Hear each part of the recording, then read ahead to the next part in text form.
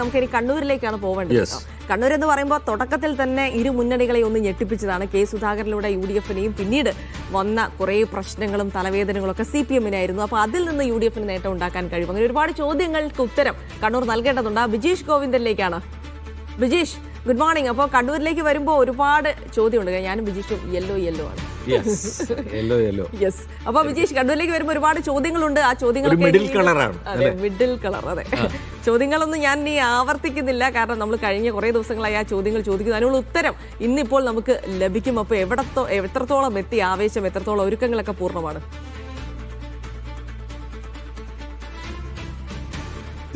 Good morning professor. Good morning. നമ്മളിപ്പോൾ നിൽക്കുന്നത് ചാല ഉള്ള ചിന്മയ മിഷൻ കോളേജിലാണ്. ഇവിടെയാണ് 5 മണ്ഡലങ്ങളുടെ, അതായത് ധർമ്മടം, അതുപോലെ തന്നെ കണ്ണൂർ, അഴീക്കോട്, മട്ടന്നൂർ, പേരാവൂർ, ഇങ്ങനെ 2 VVIP മണ്ഡലങ്ങളും അതുപോലെ തന്നെ ബാക്കി 3 എല്ലാം VVIP ആണ് നമുക്ക് പറയാം. പക്ഷേ ധർമ്മടവും പേരാവൂരും ഉൾപ്പെടുന്ന ഏറ്റവും ശക്തമായ മത്സരം, അല്ലെങ്കിൽ ഏറ്റവും കൗതുകത്തോടു കൂടി നോക്കുന്ന ധർമ്മടവും പേരാവൂരും ഉൾപ്പെടെയുള്ള മണ്ഡലങ്ങളുടെ വോട്ടെണ്ണൽ നടക്കുന്ന കേന്ദ്രത്തിലാണ് ഞാനിപ്പോൾ.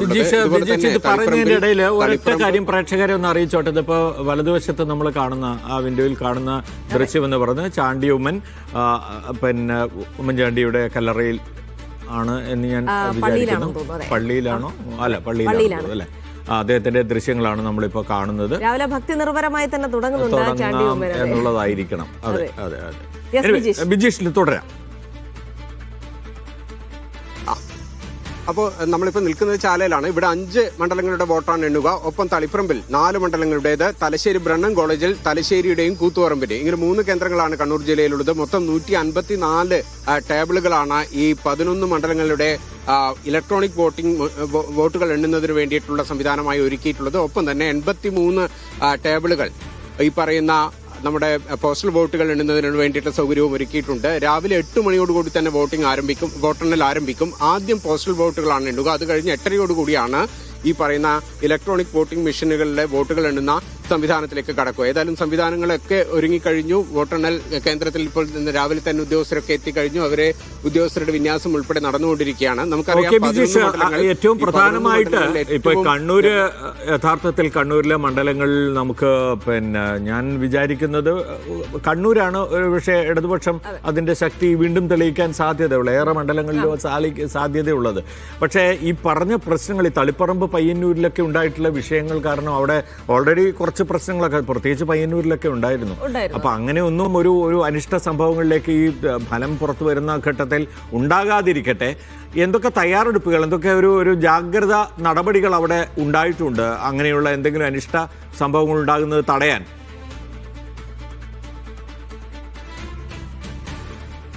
പ്രമോദ്, ഇത് പയ്യന്നൂരിനകത്താണ് ഏറ്റവും കൂടുതൽ ശ്രദ്ധേയമായിട്ടുള്ള സംവിധാനങ്ങൾ, നിയന്ത്രണ സംവിധാനങ്ങൾ ഏർപ്പെടുത്തിയിരിക്കുന്നത്. അവിടെ ഈ ആഹ്ലാദ പ്രകടനത്തിന് ഉൾപ്പെടെ നിയന്ത്രണം ഏർപ്പെടുത്തിയിട്ടുണ്ട്. ഇന്ന് വൈകിട്ട് 6 മണി വരെ മാത്രമേ അവിടെ ആഹ്ലാദ പ്രകടനം നടത്താൻ പാടുള്ളൂ. മുൻകൂർ അനുമതി വാങ്ങണം. ഒപ്പം തന്നെ DJ ഉൾപ്പെടെയുള്ള സംവിധാനങ്ങൾ പാടില്ല.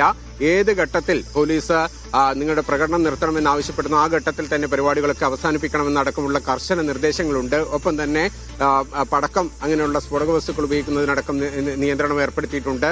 ഈ കൗണ്ടിംഗ് സ്റ്റേഷൻ നിലനിൽക്കുന്ന മേഖലകളിൽ നിരോധനാജ്ഞയും നിലനിൽക്കുന്നുണ്ട്. ഏതായാലും പയ്യന്നൂരാണ് എല്ലാവരുടെയും ഒരു ശ്രദ്ധാകേന്ദ്രമായി മാറിയിരിക്കുന്നത്. കാരണം അവിടെ നേരത്തെ തന്നെ ഈ തെരഞ്ഞെടുപ്പ് നടന്ന ഘട്ടത്തിൽ തന്നെ വലിയ തരത്തിലുള്ള അക്രമ സംഭവങ്ങളും മറ്റും റിപ്പോർട്ട് ചെയ്തിരുന്നു. ഇതിന്റെ അടിസ്ഥാനത്തിൽ പോലീസ് 150ഓളം കേന്ദ്രങ്ങളിൽ CCTV ഉൾപ്പെടെയുള്ള സംവിധാനങ്ങൾ ഏർപ്പെടുത്തിയിട്ടുണ്ട്. ഒപ്പം വി കുഞ്ഞികൃഷ്ണന്റെ അടുത്ത അനുയായികളായിട്ടുള്ള 10-20 പേരുടെ വീടുകളിൽ സംവിധാനങ്ങളുണ്ട്. അവിടെയൊക്കെ പോലീസ് സൗകര്യം ഏർപ്പെടുത്തിയിട്ടുണ്ട്. ഇങ്ങനെ കടുത്ത നിയന്ത്രണത്തിലാണ് പയ്യന്നൂരുള്ളത്. പയ്യന്നൂരിലാണ് ആകെ ഒരു ആശങ്ക നിലനിൽക്കുന്നത്. അക്രമ സംഭവങ്ങളൊക്കെ ഉണ്ടാകാനുള്ള ഒരു സാധ്യത പോലീസ് കാണുന്നത് പയ്യന്നൂർ മേഖലയിലാണ്. അതുകൊണ്ട് തന്നെ ആ ഭാഗത്ത് വലിയ തരത്തിലുള്ള സുരക്ഷ ഉറപ്പുവരുത്തിയിട്ടുണ്ട്. തീർച്ചയായിട്ടും പയ്യന്നൂരിലടക്കം ഒരു അധിക സുരക്ഷ ഏർപ്പെടുത്തിയിട്ടുണ്ട്. എന്തായാലും ഇന്ന് റിസൾട്ട് വരുന്നതുമായി ബന്ധപ്പെട്ടെന്നുള്ള കാര്യങ്ങൾ കൂടിയാണ് ബിജീഷ് ഗോവിന്ദൻ നൽകുന്നത്.